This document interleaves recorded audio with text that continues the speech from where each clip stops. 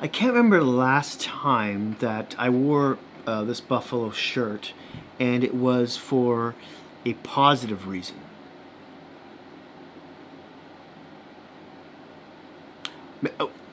Maybe the Eric Stahl trade to Buffalo.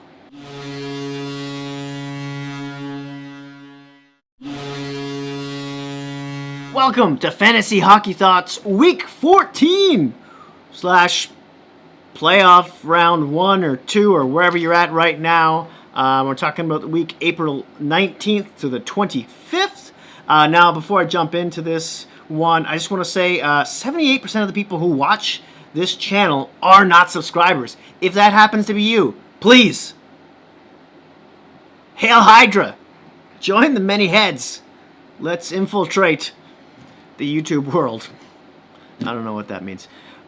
And for those of you who are subscribed, thank you so much for sticking with me, as well as you new subscribers.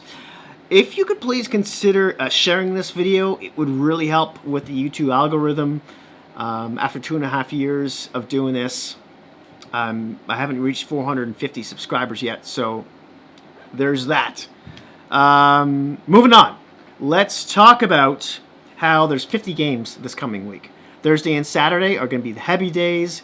We're looking at Monday with 8 games, Tuesday with 8, Wednesday with 4, Thursday with 10, Friday with 5, Saturday with 11, and Sunday with 4.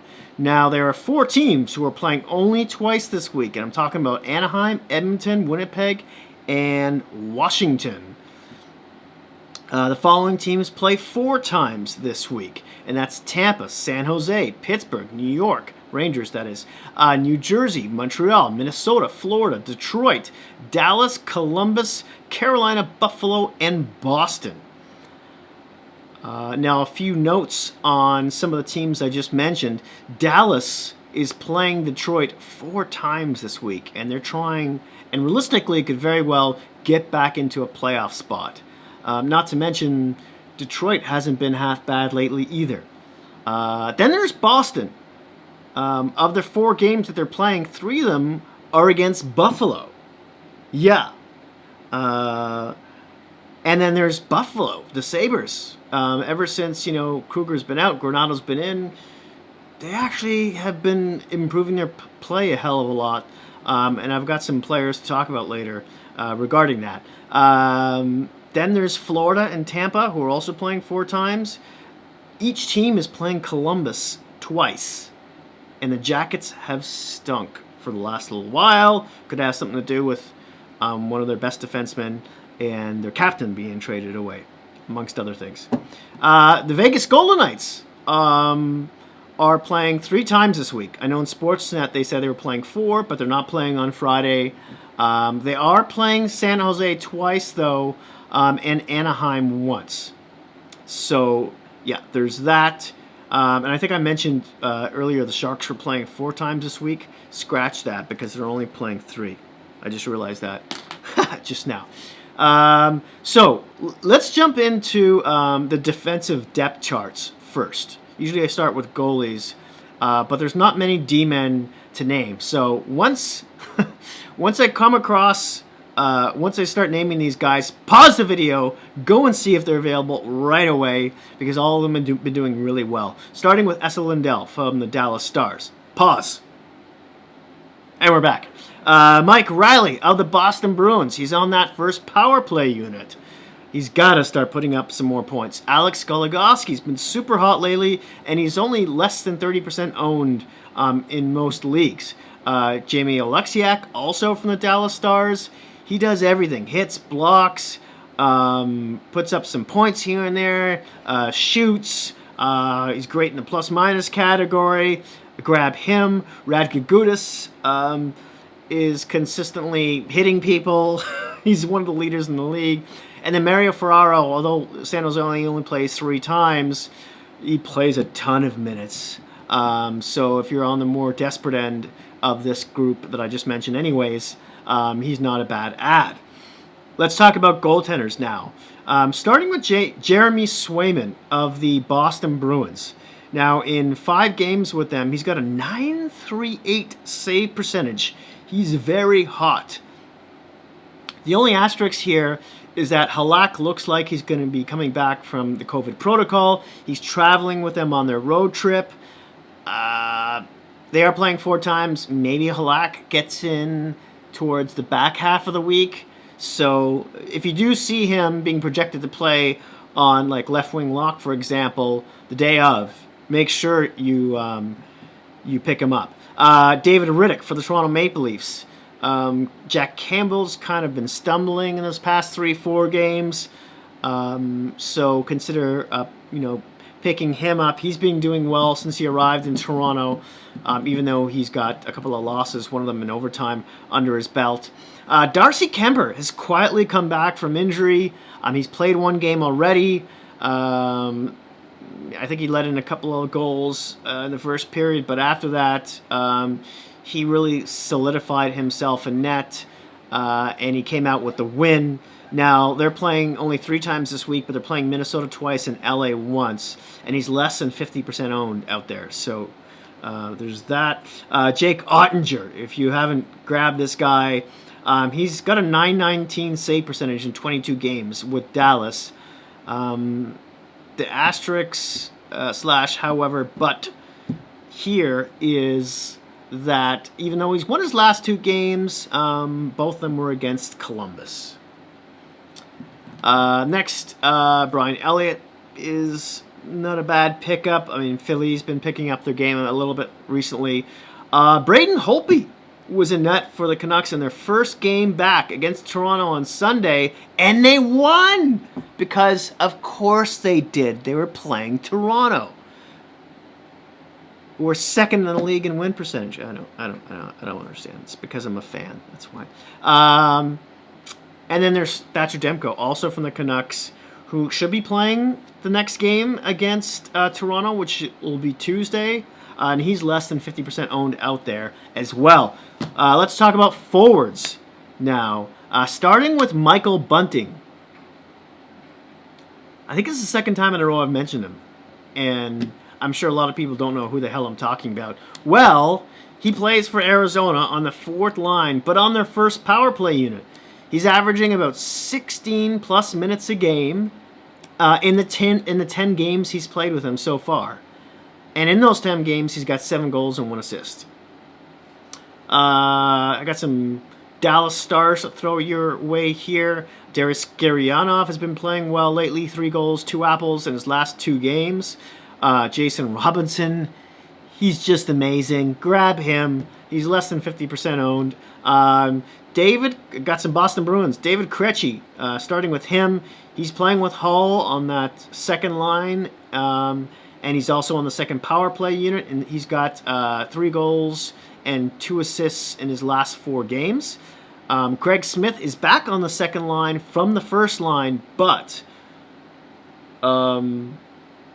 he is playing with Hull on the second line, and he's also on the second power play unit. He's been playing well now ever since they decided to move Pasternak off the first line, which he's now back there, but he hasn't stopped being effective. Next, some Vegas Golden Knights, starting with Chandler Stevenson. He's always a good grab. Alex Tuch. I know a lot of fantasy people poop on this guy because he plays on the third line and he's kind of inconsistent, but he puts up shots. He gets 16 plus minutes a game. He's a little streaky, and he got an empty net goal in his last one. He's never a bad ad, I don't think, because the next one isn't as good. Riley Smith, who is in the top 6, who's kind of meh. But again, if you're desperate for a night, there you have it. Jacob Rana for the Detroit Red Wings. He's been playing on the first line, and he's on the second power play unit. And they play 4 times this week, so maybe take a look into him. Anthony Mantha is another possibility. He's the guy who went the other way to Washington, although the Capitals haven't been... I think they lost the last couple of games. Nick Felino. Now, I don't know if he'll play this week. Maybe he'll play in Toronto's last game, which I'm going to tell you right now, is against Winnipeg. on Saturday. I don't know if he makes it for that game. At least put him on your watch list because he'll most likely start in the top 6. Anders Bjork for the Buffalo Sabres. That's right. I said Anders Bjork. Now, I mentioned him because he's got it. The 3 of his next 4 games are revenge games against the Bruins. And he's got 1 goal and 2 apples in his last 3 games. Now, I don't expect that to continue, but for this week, he may be a decent depth add. Speaking of which, next up, Jeff Carter for the Pittsburgh Penguins. He's playing second-line center for them on that second power play unit. He hasn't put up any points in 3 games for them so far, but eventually stuff is going to be going in for him, right? He's got Jared McCann on his left wing, who's been on fire lately. Nikita Gusev, who's now with the Florida Panthers. He's playing with Barkov on that first line and on the number 1 power play unit. Look for him to catch fire, as is or could be for Sam Bennett, who's playing with Huberdeau. On the second line, Mason Marchment is playing on the first line with Barkov and Gusev. Hey, this week only, folks. Jack Hughes for the New Jersey Devils. He's playing 4 times this week, and he showed some emotion after getting a penalty on Sunday, throwing a stick on his ice in disgust. Look for him to get fired up this coming week. Jaden Schwartz, maybe for St. Louis. He's on that second line with Tarasenko and Shen. He's got to start being a little bit more consistent, right? Alex Killhorn for the Tampa Bay Lightning. He's been very cold lately and is quite streaky, but he is now on that first power play unit with Stamkos out. By the way, he looks to be out until, I want to say, May 2nd. I think that's the earliest day he's eligible to be back from the LTIR. Adam Ern from the Detroit Red Wings. Oh my God, I almost forgot which team he played for there for a second. He's been really hot for a while. Now, he plays on the 4th line, but he's like Bunting. He's on the first power play unit. And he's been putting numbers up. Then there's Nico Hershire for the New Jersey Devils, the captain. He's 4 games back from his injury now. He's wearing a cage on his face. The first 3 games, he was pretty ineffective, but he got a goal on Sunday. He looked like he had a lot more step to his game, so look for him to pick up, and he's playing 4 times as well. Blake Coleman from the Tampa Bay Lightning has got 2 assists in his last 2 games, the third liner, who also plays on a PK. Casey Middlestat, got some Buffalo boys here for you. His play has improved a lot from Kruger to Granado, and he's on that first power play unit. Jeff Skinner's on the second power play on the first line. Look for him, as ditto with Dylan Cousins, who's also improved. Matt Zuccarello for the Minnesota Wild. He's back in a line with Kaprizov. Need I say more? But I will, because he's got 5 points in his last 3 games. And then there's Colin Blackwell for the New York Rangers, who's playing with Strome and Panarin, and he's on the second power play unit. Quinn loves this guy, and he's got 5 points in his last 3 games and 10 in his last 11. Last but not least here, I just want to mention very lightly Cole Caufield. Again, maybe put him on your watch list. He's tore up the AHL. Look for him to get some games in, but I think someone's got to get injured or something for him to get into the lineup. But keep an eye on him. There you have it. Short and sweet. Thank you so much for watching.